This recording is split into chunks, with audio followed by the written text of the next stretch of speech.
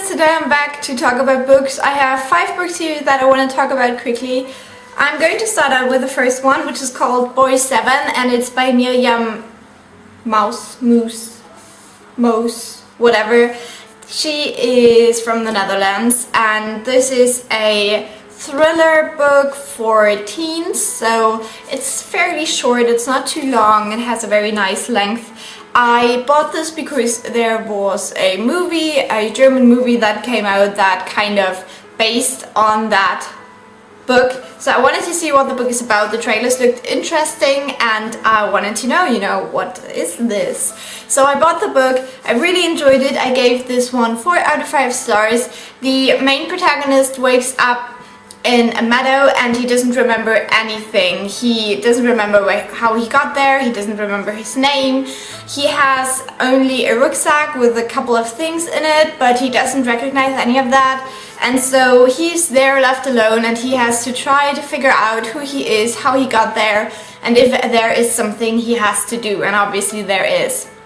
Now this was very interesting. As I said, it's not too long, but it's nicely spaced out, so you get a little bit of the solution on your way. It's not like information dumping, like all in once it makes sense in the end, but you kind of struggle with this Boy 7, which is the name he thinks he has.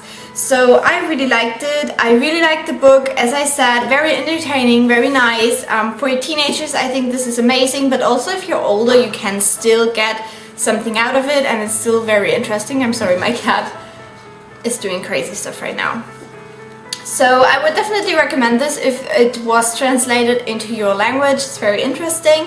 I also watched the German movie and it was just rubbish. I really didn't like it. It didn't have anything to do with the book. They completely changed everything, and the story of this book is very good. The story of the movie is rubbish. I didn't like it. It was just...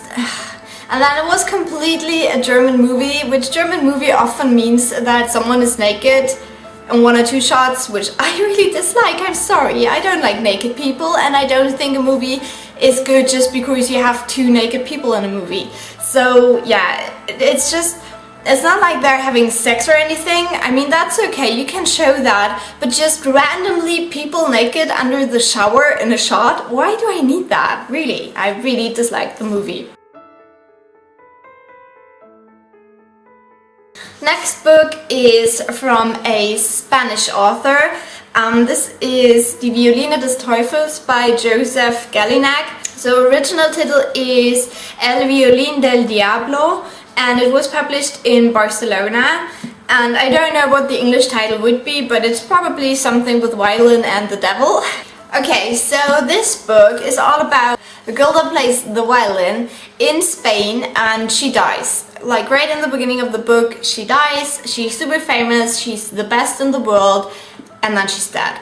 And this book is all about solving her murder and seeing whether it is because of her violin, because there is the story that this is a cursed violin, and it also has a devil carved in it. And I have fluff in my face, I'm so sorry. But yeah, this was very interesting. I gave this one 4 out of 5 stars as well. I really liked that it wasn't too dramatic, it wasn't too bloody and gory, but it was just nice. There was one scene that totally did not fit into this book that was really gory and gross. But other than that, this book is really nice. It gets a little bit more thrilling at the end, but all in all, it's just, finding out whether there is a curse. When I read this, I watched The Mentalist with my boyfriend, and this book really reminded me of the TV series. It has very similar aspects in it, so if you like that, maybe you want to check out this book. I definitely will go and look at the other book that this author has published, because I overall really enjoyed it and I would recommend it. The next book I read is Die Stille Frau by H.A. Harrison. I think the English title is The Quiet Woman, if I remember correctly. This is very similar to Gone Girl in the fact that it's about a couple and things get really crazy with the couple. I did not enjoy this book because I just don't like these kind of stories. I thought that one would be more interesting, but in the end it just wasn't. It's just not my cup of tea, I don't know. So this is about Jodie and Todd. Jodie is a very independent woman in her thoughts because she has lived through the divorce of her parents and she never wants to be, or no, they're not divorced, but they just don't work with each other anymore. I don't know. It was just not my cup of tea. So she thinks, you know, she doesn't want to marry and she doesn't want children. So when her husband decides to leave her, she is not too dependent on him, and then she's not married to him and she doesn't have children with him and she's still super dependent on him. And I just didn't like that. If I have that kind of attitude towards life, I just do it. I just have my own job and I don't cook for him every night and I don't do all the housewife stuff for him and stuff. I don't know, this book really didn't make sense. I hated the characters. Like, Todd was insane. He just drew me crazy. All his decisions were like, oh no, I have to do that and I'm so unhappy with it, but I have to do that. And he did not have to do anything. I mean, he just wasn't a man. He just wasn't manly at all. He was just a little whiny baby and that drew me insane. Drove. So yeah, I just really didn't like that and it's just not my cup of tea. I think you can enjoy this if you're into these kind of couple thriller tragedy things, but I am not. Then I read a German book. This is called Herzfrost by H.C. Boginski. I don't think it has been translated into any other language and I totally see why. I gave this book 3 stars. It's a criminal investigation story. And there is a dead person in the Rhine and they try to solve this murder. It was connected to something in Lithuania and it was interesting, but it was cliche after cliche after cliche after cliche and I hate that. I hate it when the kind of detective is divorced. He is kind of like Ebenezer Scrooge, like and gloomy and I hate these characters and they're so uninteresting. And then obviously all the women in this book are deeply in love with him. Like, why would you do that? He is such an asshole, not interesting at all, and I feel like every detective in the world has to be like that. So no, I just didn't like that. And I gave this 3 out of 5 stars if I didn't say that already. I liked that it was short. I liked the conclusion at the end. It all tied in together quite nicely.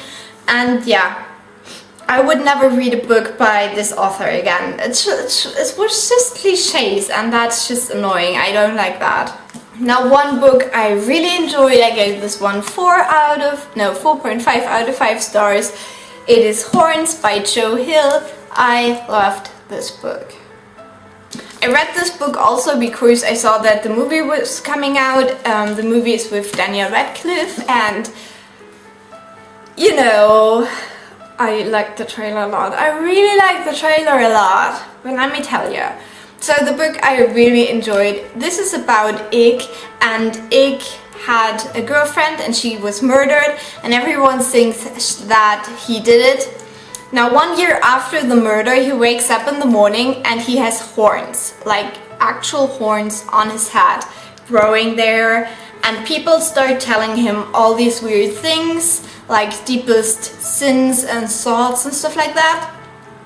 And when he touches them, he can see the truth and stuff like that. So he kind of wants to find the murder, but also doesn't want to find the real murder of his girlfriend. And this book is just so good. Ig isn't really a character at all. I mean, obviously he is depressed because his girlfriend died and also because everyone in this town thinks he did it. but he doesn't have like a distinct character or anything like that. He's more like the vessel to tell the story, and you don't really know whether you want him to be the murderer or not. You don't know whether he would be capable of it or not, but you don't really get to see a lot of Ig, but all the other people around him, because they tell him the secrets and he can touch them and see what happened. And so you get to see all these other people around him, which I thought was so interesting. And then there's a huge part in the middle of the book where he touches the actual murderer and he can see everything that led up to the murder from the eyes of the murderer. And that was the best part in this book. Definitely. The murderer, he is so scary and sick, and oh my god, he's like a stalker. This was so good. I really liked it. I really enjoyed it. I loved this book. The part that I didn't like so much was about their childhood. I didn't care for that. But the part where you get to know the thoughts of the murderer, so amazing. I really like that. I love stuff like that. It was very dark and a little bit crazy, and I like that in a book. And then the girl Marin, you think, you know, she is the girl that was murdered, so she's a victim, so you want to like her. But throughout all this book, whenever you see something from her point of view, you're like, I can't like her. She's a bitch. Why? You know, it's so weird. And the way Ig portrays her and the way she really seems to be are so different, and you don't know why Ig is like she's an angel, but then she does really weird stuff. And in the end it all made sense, and I loved that, and it brought me to tears because of how it made sense, because that's something I fear a lot, and I was touched by this so much, by her thoughts, by her love. I love that. So I loved this book, and I would really recommend it if you're into something deep, crazy, dramatic, dark, gory. Read this. It's very fun at times and very sad at times and disturbing all the way through. Now, I also watched the movie and I thought the movie was horrible again. I don't know what they did, but I really didn't like it because Ig doesn't have a lot of character. Daniel Radcliffe didn't really know what to do. They changed a lot about the story, which I didn't like. Stuff didn't happen at the same times that they happened in the book, and they happened differently, and I didn't like that. There were very disturbing scenes in there where you could totally tell that this is only happening to make the movie as disturbing as the book. But what is really disturbing about the book is that you see a lot of it from the point of the murderer's view. That was confusing. But that is completely left out of the movie. Completely. And that bugged me because it was so interesting. But how would they put that into a movie, you know?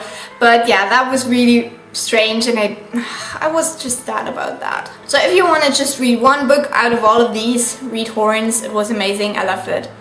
So that would be all the books I wanted to talk to you about. If I sound a little bit weird and the video was a little bit weird, I am sick and my voice is fading a lot and I have to cough a lot in between. So I'm very sorry for that, but I hope you still enjoyed it. Also, this is the first video I filmed with this new chair, and I really want to know whether this chair is weird. And if you don't like the chair, please let me know, then I will switch back to my old one.